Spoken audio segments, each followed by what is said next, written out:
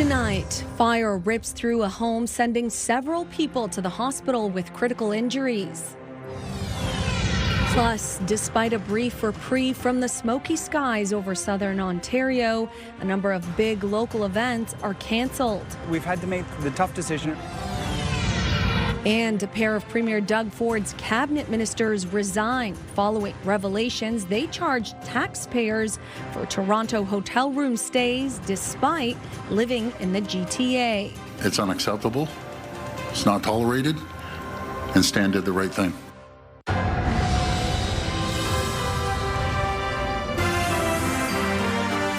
CTV News with Reta, Ismail. Good evening and thank you for joining us. We're expecting a break from the haze after days of alarming air quality readings. It looks like the skies are expected to start to clear, but as CTV's Jerry Dewan tells us, the smoke is still having an impact on events across the city. London's annual Rock the Park concert series had to cancel the first 2 nights of shows because of bad air quality readings. But just before 3 this afternoon, staff could be seen getting ready for this evening's show. And shortly after 3, it was announced the third night would be a go. That's not the case for every London happening. We've had to make the tough decision around noon today that we are going to postpone or delay all events that would have occurred this evening. Pride London was set for the opening night kickoff to a weekend filled with festivities, but decided to err on the side of caution. We're considering the health impacts, especially to our performers on the stage.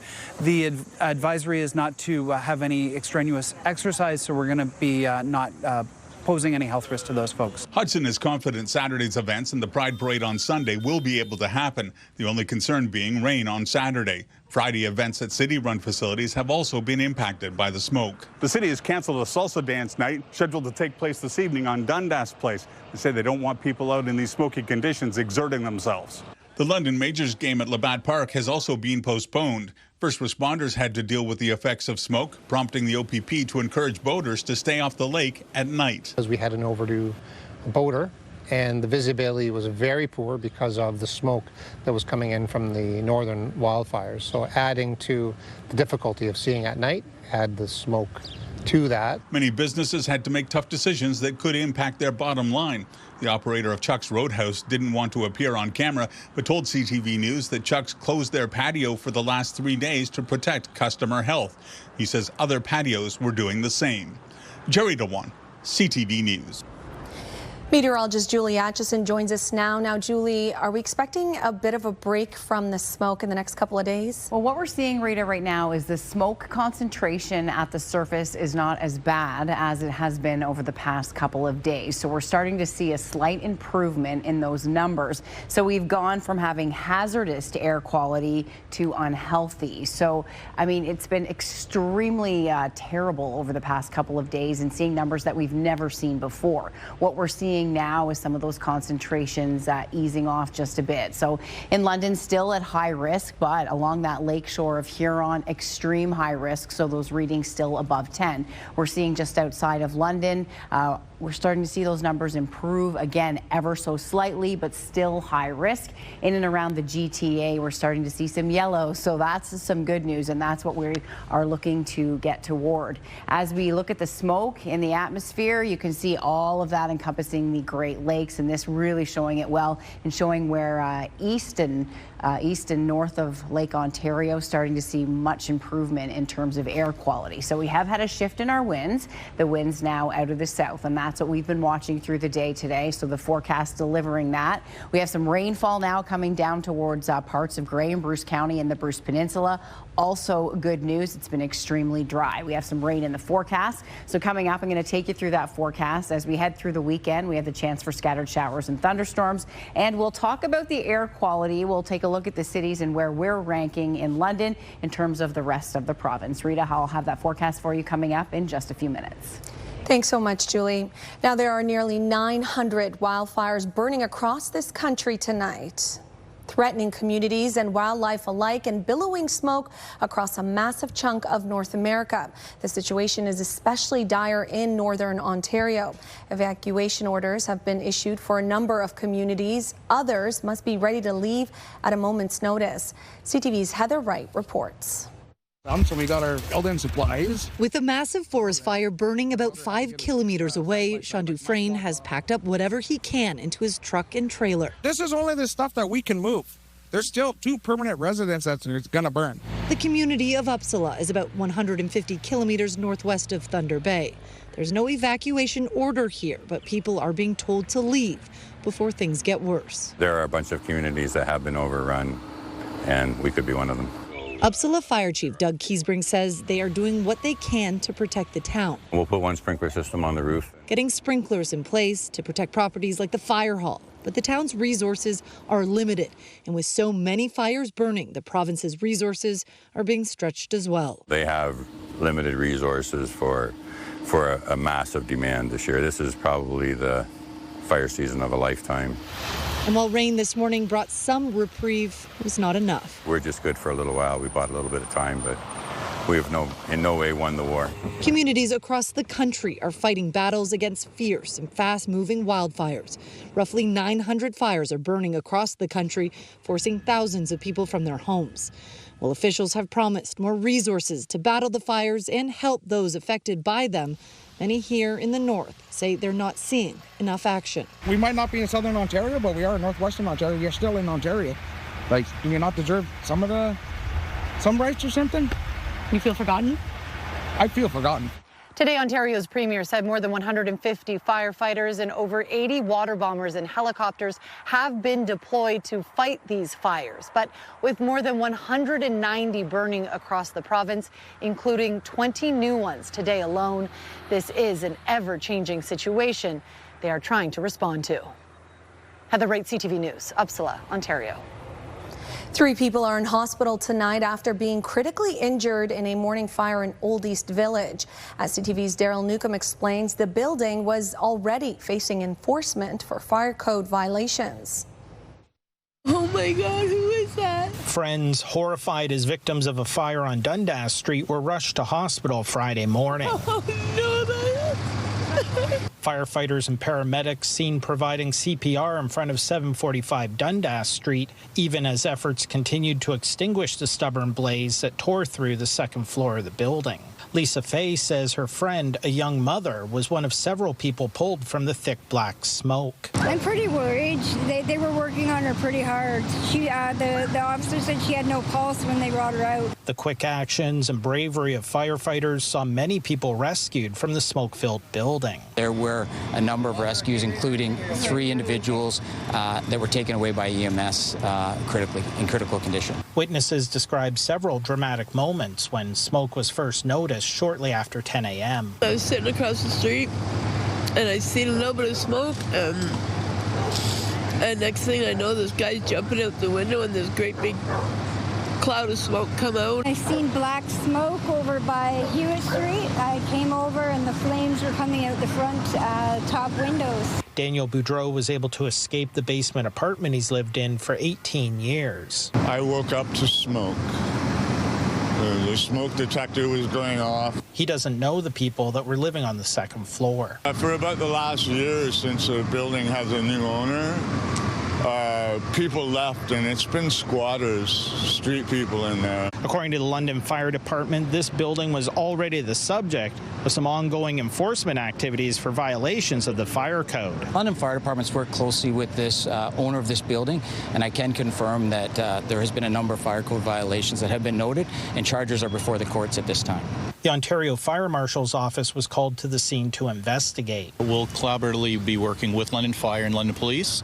Our role is to determine the origin and cause and the circumstances around this incident. The investigation is going to become a police investigation just due to the nature of the injuries. Arcade Street Mission is holding 5 spaces open for individuals displaced by the fire. Daryl Newcomb, CTV News. A 41-year-old man with a violent past has been designated a dangerous offender following a shooting which left his ex-girlfriend paralyzed. With more on what it all means, here's CTV's Nick Paparella. I just take it one day at a time. It's the best I can do. On May 16th of 2023, the life of Paige Havel was changed forever. That's when she was shot in the back by her boyfriend in this apartment building on Talbot Street in St. Thomas. She survived, left paralyzed from the chest down, but her dog was killed. 41-year-old James Brown, a man with a violent and lengthy criminal record, took off from the scene, leaving her in a pool of blood. He was eventually tracked down by police and found guilty of discharging a firearm with intent to wound. Paige now lives in London. Right now I'm on ODSP and it's not enough. Can't find an apartment, so I'm stuck in a long-term care facility. After a 4-day dangerous offender hearing earlier this year, Justice Joseph Perfetto made his ruling, citing that Brown had 61 prior convictions. He decided there is a pattern of persistent aggressive behavior by Mr. Brown. He is and will remain to be a substantial threat. The judge said, "I find that there is no reasonable expectation that a lesser measure other than an indeterminate sentence will protect the public." Justice Perfetto added, "I sentence James Brown to a sentence of detention in a penitentiary for an indeterminate period. Mr. Brown will be designated to be a dangerous offender." I like that fact so I can rest easier and not have to worry about him getting out. As he was brought in, Brown was in handcuffs and leg irons, and during the proceedings, 4 officers were present inside the courtroom. Now that James was designated a dangerous offender, I feel relief and hopefully nothing else will happen to anyone else now that I can move on with my life. Later in the day, St. Thomas Police Chief Mark Roskamp issued a statement reading in part, "Today's decision reinforces the fundamental principle that individuals who repeatedly commit serious violent offenses must be held accountable for their actions, and that the principle of community and victim safety remains paramount." Meanwhile, Paige is active on social media to spread the word about this type of violence. Just trying to share my story the best I can so it doesn't happen to anyone else.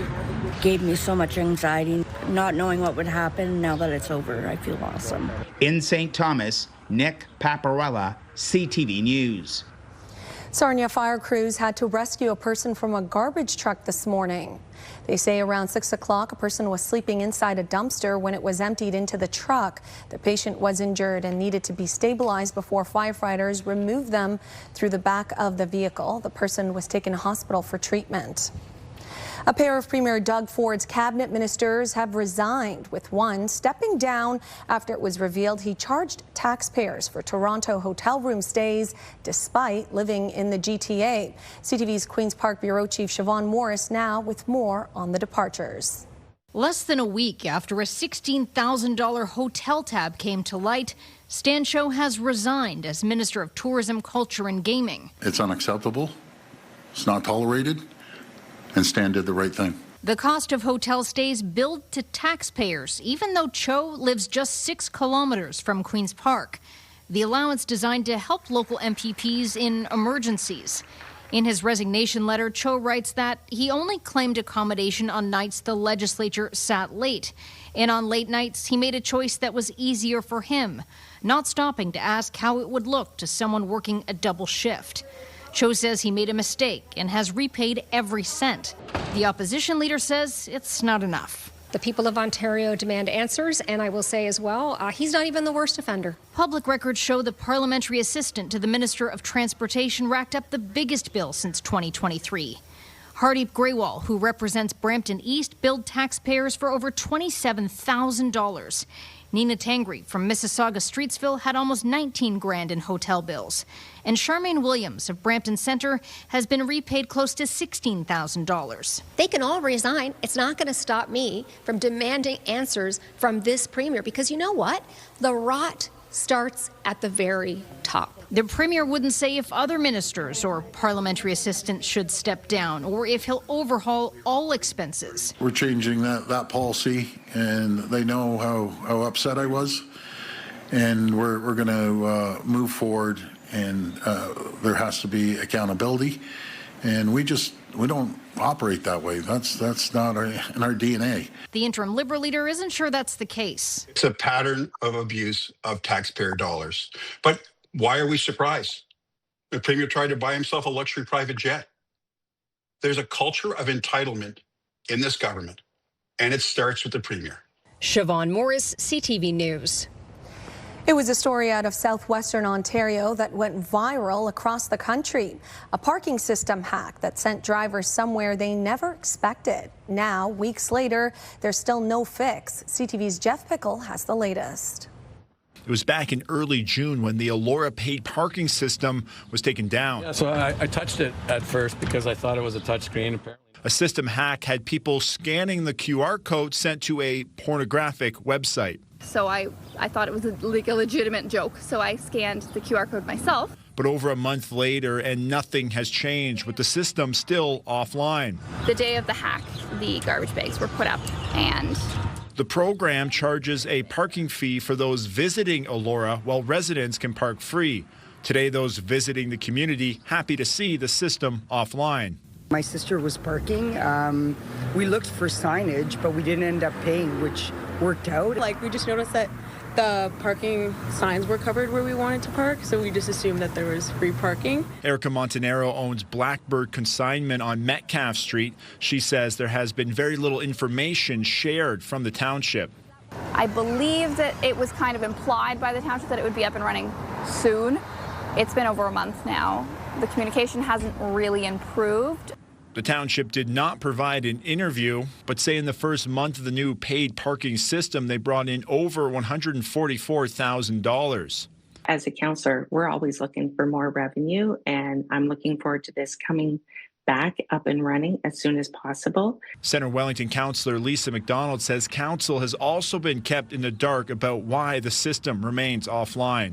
Councillors cannot get involved in operations with the township, so I cannot just say, hey, I would like an update right away.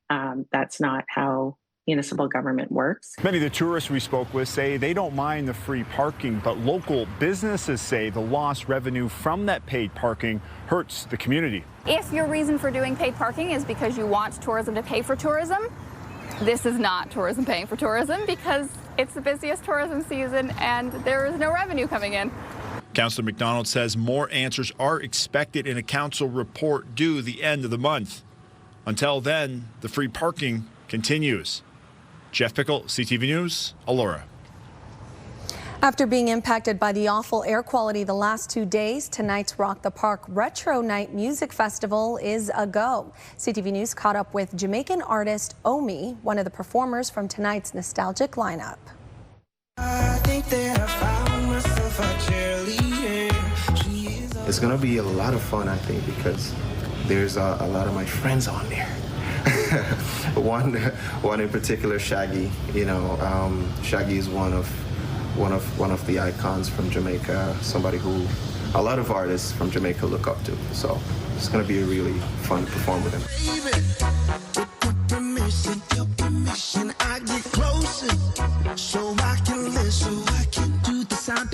My new music right now is definitely showing more depth to myself as the artist. SOB is like our latest single that we're promoting, and SOB is definitely a hint at the direction that we're going. I look forward to performing for the fans as I always do. I can't wait to see the Omi Army today. Come on, bring the noise.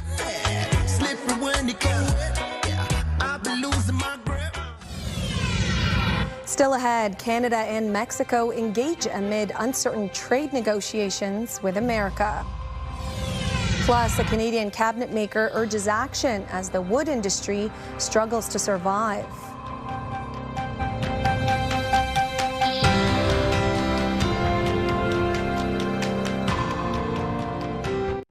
Foreign Affairs Minister Anita Anand met with her Mexican counterpart in Ottawa today amid continuing trade uncertainty with the United States.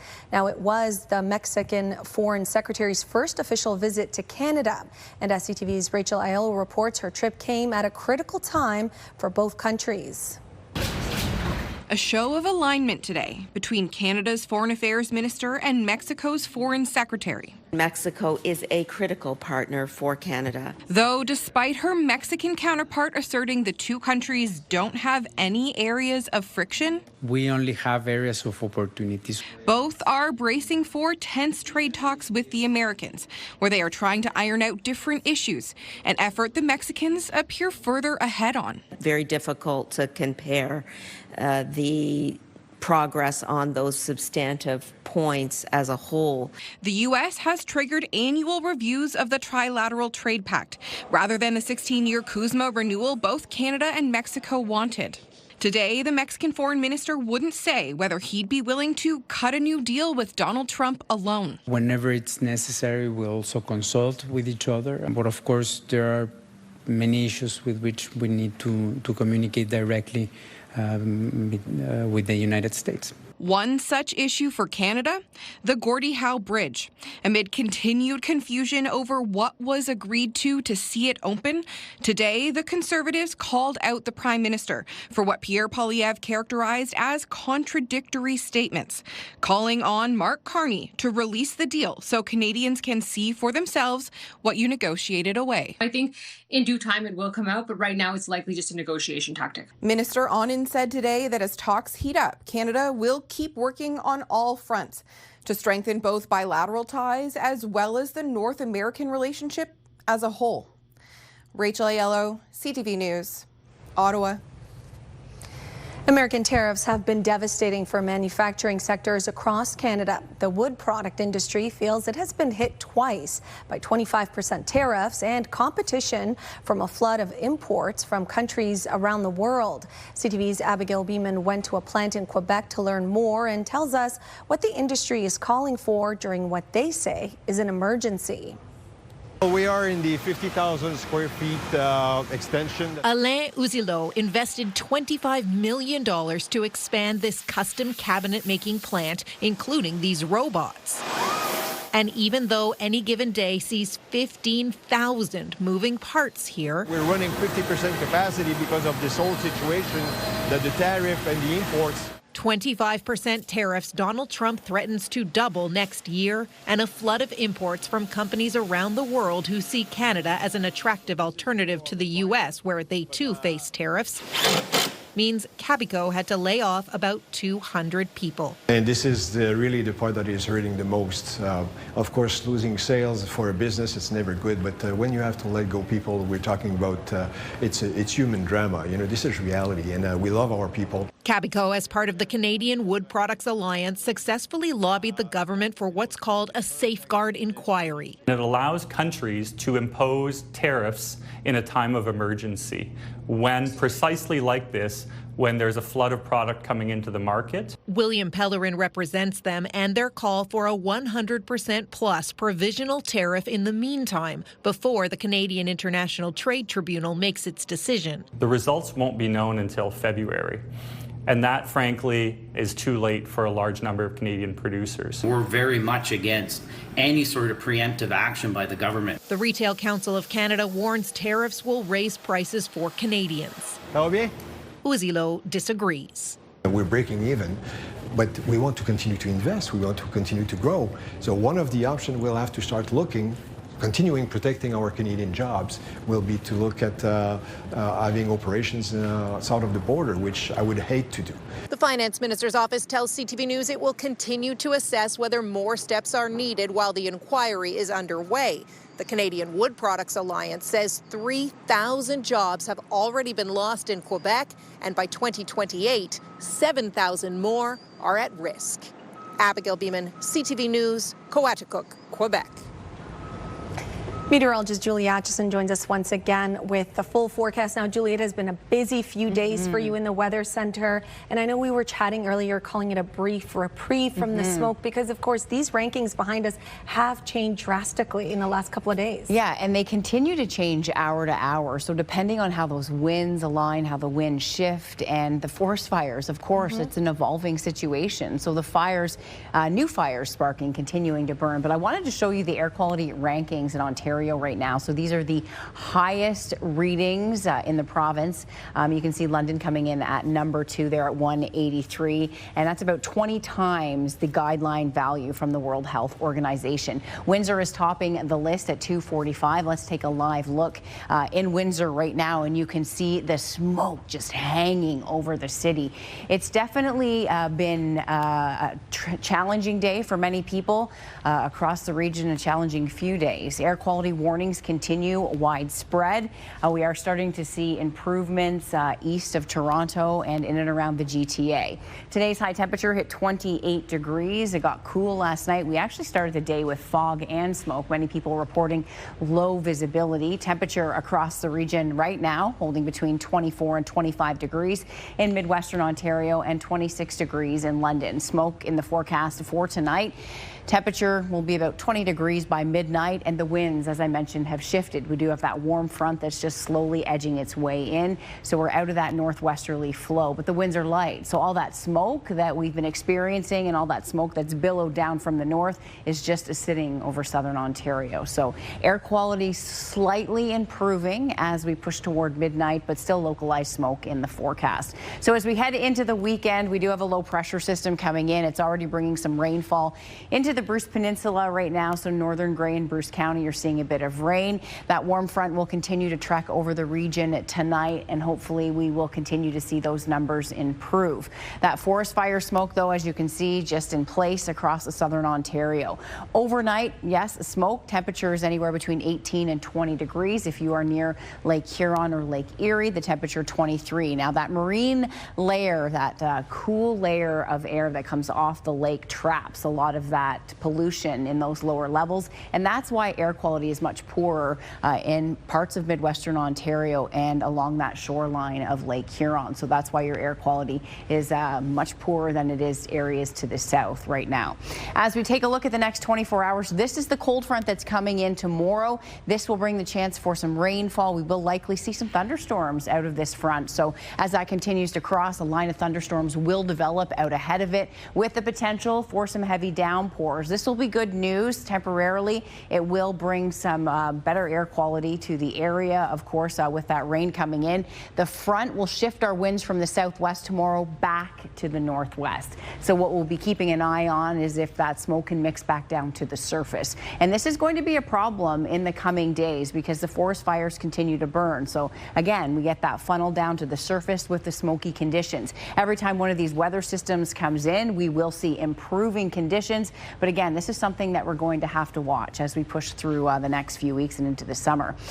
This is our forecast model showing you the showers and thunderstorms that are coming in. There's that line pushing past London anytime after noon hour. It'll continue to drive southward, and then we're back to a break. Some sunshine in the forecast, hopefully some bright sunshine as we head into your Sunday. So your Saturday forecast, winds out of the southwest in the morning, storms developing by noon hour, the forecast high 26, and winds shifting back to the northwest. As we head into your Sunday, sunshine and 25. We'll hit 26 degrees on Monday under a mix of sun and cloud. Chance of night rain. We have more opportunities for showers in this forecast, so that's good news. We need the rain. It has been extremely dry in southern Ontario. Of course, many of you commenting how dry it is at your house, grass and gardens, fields, farmers, we all need it. Showers in the forecast as we head into Friday, and it looks like a bit of a cool down coming our way. Tuesday into Wednesday, daytime highs dropping 21 to 23 degrees. We haven't seen temperatures that cool in a long time. So showers and thunderstorms, smoke first thing in the morning, once again, localized as smoke in the area, and then showers and thunderstorms as we head into the afternoon. Hopefully, Rita, we will see a break from the extremely poor air quality in the region and the smoke. We could use it in southern Ontario, and of course, thinking of all of those in northern Ontario impacted by those forest fires. Absolutely. Thanks so much, Julie. Coming up on CTV News, we'll explain why Canadian distillers don't feel bad about the boycott of American competitors. Join us in the iHeartRadio Pure Country Countdown. We're talking about how legit these FGL reunion rumors really are. I hope so. It better happen soon. We've got all the details this weekend. Saturday at 9, Sunday at 4. We'll see you there.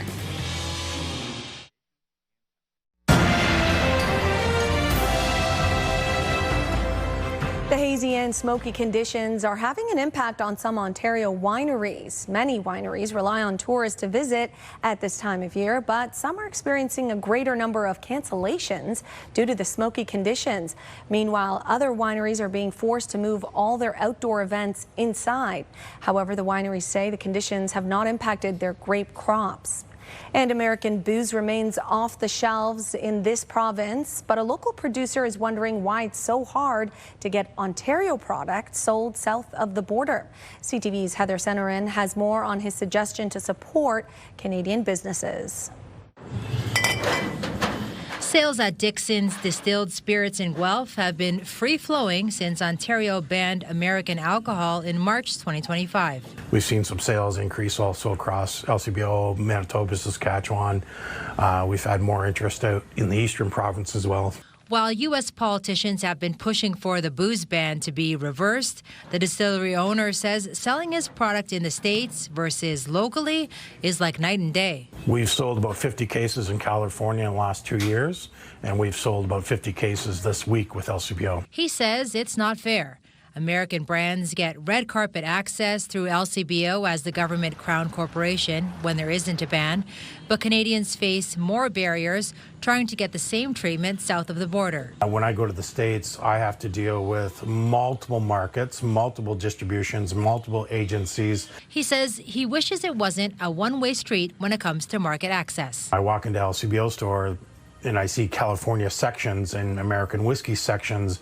There is no way that would even happen for a person like a manufacturer like me. Dixon says more space should be made on local shelves for local product, even if American products returned. What if we put a cap on that the stores only carry a certain amount of American product so that Canadian products are equally showcased as much as American products? When it comes to market access, the Office of the Minister of Finance told CTV News in a statement, in part, we continue to look for ways to champion Ontario-made alcohol products across Canada and around the world, including cutting red tape and removing trade barriers so our producers can expand into new markets and thrive. Adding that the government has already provided more supports for producers by extending dedicated shelf space requirements across grocery and convenience retailers to support local craft producers, and by directing the LCBO to promote more Ontario-made products. Heather Centerin, CTV News, Guelph. Canada's main stock index closed the week weighed down by losses in the technology and base metal sectors. In Toronto, the TSX lost 76 points, and in New York, the Dow fell 407 and the Nasdaq dropped 362. The Canadian dollar is up 1/10 cent today, and on commodity markets, gold gained almost $27 an ounce, and oil added $3.50 a barrel. When we return, the Canadian Legion celebrates its 100th anniversary. A milestone celebration today for the Royal Canadian Legion. The nation's largest veteran advocacy group is turning 100, but with fewer old veterans and declining membership, many local branches are having to get creative to cover their cost and encourage younger members to join. CTV's Annie Bergeron-Oliver tells us more.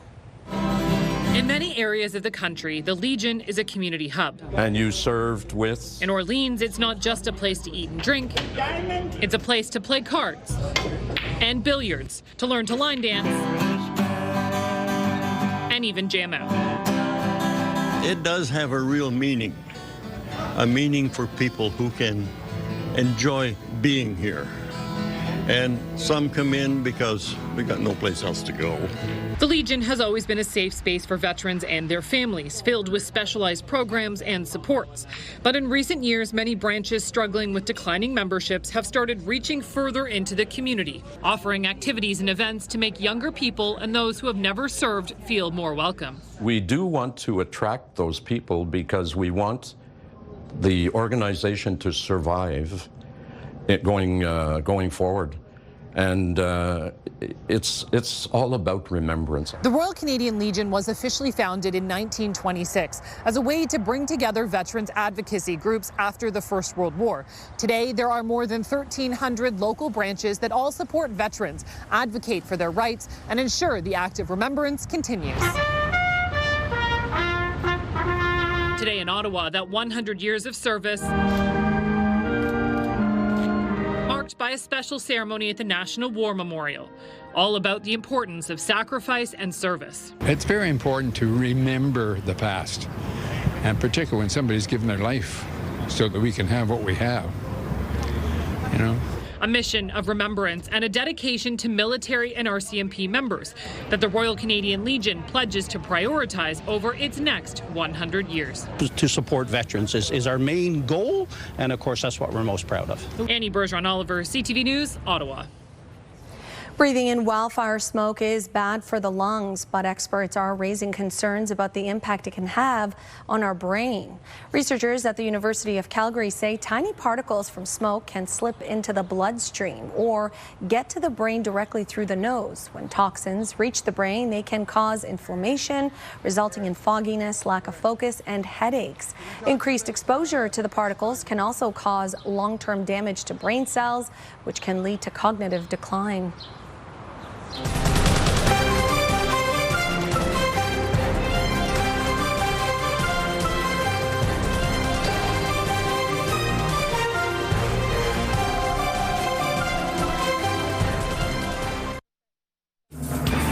Thanks so much to Sophie for this photograph. This was taken on Highway 21 between St. Joseph's and Grand Bend. We've had many photographs come in of these smoky conditions in the area.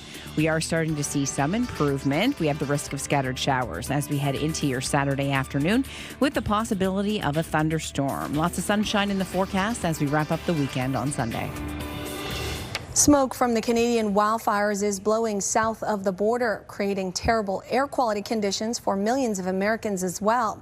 Some Republican politicians lashed out at Canada, claiming not enough was done to prevent the fires. But how do ordinary Americans feel? CTV's Washington Bureau Chief Joy Melvin with reaction. Millions of Americans woke up to this. Cities shrouded in smoke and haze from the wildfires. Chicago, Detroit, and Washington, three of the most polluted cities. You can barely see the capital. The air quality, a code purple. And that's not good. It smells like a campfire. I've been in and out of a car just taking care of errands this morning, and my throat is already sore. And my eyes are itching. I'm wearing a mask because the air quality is very low from the wildfires coming from Ontario and Canada. It was only a matter of time before some Americans began to blame Canada for the unhealthy air. The U.S. president said he's holding Canada responsible, calling it willful negligence, and says he will add the cost of this pollution to the tariffs Canada is currently paying. Ohio's Republican Senator Bernie Moreno threatened to sanction Canada and the responsible Canadian government officials for this atrocity. The wildfire smoke so enraged 4 Michigan Republicans, they sent a scathing letter to the Prime Minister, claiming Canada hadn't managed its forests to prevent the fires. Ontario's Premier is pushing back. I truly believe the Americans are good neighbors. If there's some politicians out there chirping away, well, maybe what you should do rather than complain is send support. And ask the experts. They say it's not who, but what is to blame. Until we cut that fossil fuel use down to zero and start actually stop the warming and start the cooling, we will face this. So it's ridiculous to blame Canada. For the U.S. states affected, some relief this weekend. Rain and thunderstorms are in the forecast, and that will help clear the air. Joy Melvin, CTV News, Washington. The United States and Iran traded more fire this morning in what appears to be a return to a full-blown war. The U.S. military expanded its airstrike campaign against Iran, hitting more bridges. Iranian state media reporting at least 8 people were killed and 20 injured. The latest strikes are part of President Trump's threats to hit infrastructure to pressure Tehran to ease its chokehold on the Strait of Hormuz. Iran also launched new missile attacks against U.S. allies in the Middle East, including Qatar, a key mediator in the war. The UK will have a new Prime Minister Monday, its 7th in 10 years. Andy Burnham was elected leader of the governing Labour Party today. It is the final step before becoming PM. The former mayor of Greater Manchester warned it's the party's last chance to turn its fortunes around. The 56-year-old promised to decentralise power away from Westminster to other regions. A sporting victory from more than 120 years ago was in focus in Cambridge this week. The Galt Football Club was honored for its Olympic gold medal win in the early 1900s. CTV's Karis Mapp has more on the story. A new plaque commemorating soccer success. Galt Football Club earning the recognition over a century after the team's winning run. It was a Canadian team that was a world beater. And it was home right here in Galt, Cambridge, where the team came from. So this is a fantastic group of Canadians who really dominated the soccer world. Founded in 1880, the squad was mostly comprised of players from Galt Collegiate Institute. Galt was one of those small rural settings here along the Grand River, and it was home to a lot of people who came from other countries, largely Scotland, and they had a real passion for football. And it just seemed to come together with great talent and great leadership to make it all happen. They've won 44 titles in 25 years, starting in 1881. They had really a successful career. The team's talents taking them to the biggest sports stage at the 1904 St. Louis Olympics, where they won the first ever gold medal awarded for football. A heritage plaque in their honor unveiled at Cambridge City Hall. It's one of more than 1,300 heritage plaques across Ontario, the first for a soccer team. Sport is clearly a part of Ontario's heritage, and I just learned recently that this is in fact our first plaque to date to celebrate soccer. Galt FC was re-established in 2019, bringing new athletes to the sport while keeping the iconic name. We started off with 25 kids the first year. Now we're over 150 kids, consistently really enjoying the program, and it's all about just kids creating those peak childhood moments. The plaque displayed at Dixon Park, where the kids now play. I think it's going to be incredibly validating for those kids. They're going to realize that it's not just about them and what they're doing. They're going to realize that they're part of something bigger. The current club also receiving surprise recognition with an induction into Ontario's Soccer Hall of Fame. I hope that long after I'm gone, it's still continuing, and there's still a Galt Football Club in the area. Karis Mapp, CTV News, Cambridge.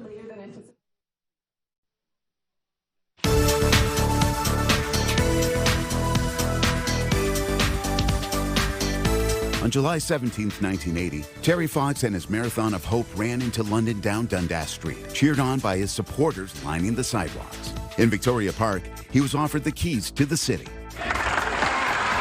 Terry talked about the long days putting one foot in front of the other in the hot summer sun and told the crowd that it was because of their support that he wasn't giving up. It shows what kind of people we have here and what kind of people are in Canada and in London when people do respond the way you are. And I think it's a credit to all of us and to you. And I really thank you very much for the way you have responded. And before leaving London behind, Terry vowed to keep on going. I won't quit. The recognition that I'm getting is I want to turn it into something good.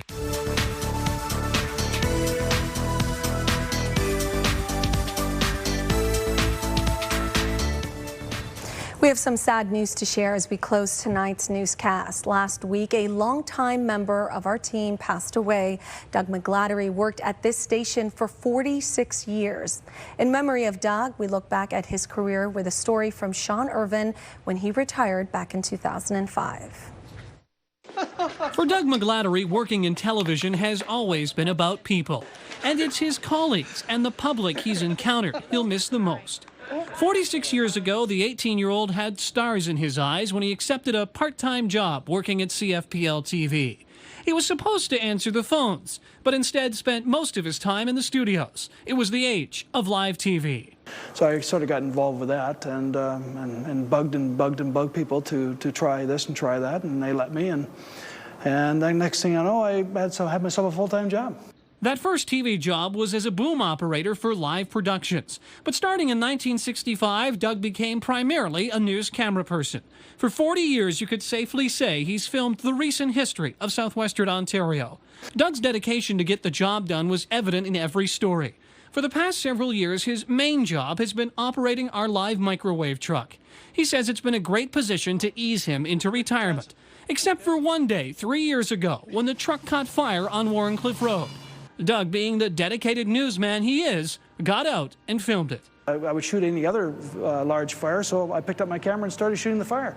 And in the midst of all of this. And the thing is, we had it on News at Noon.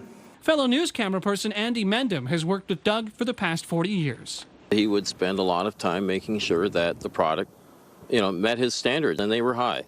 But most of all, Doug held high standards for his community, and as a lifelong resident who's seen many other parts of the world, he offers this farewell to viewers of the new PM. I think people really don't know what they have in this town, And as I said, I've shot the history here for a long time. It's news that day, but it's history over the years. And I've been feel very privileged to be able to do that.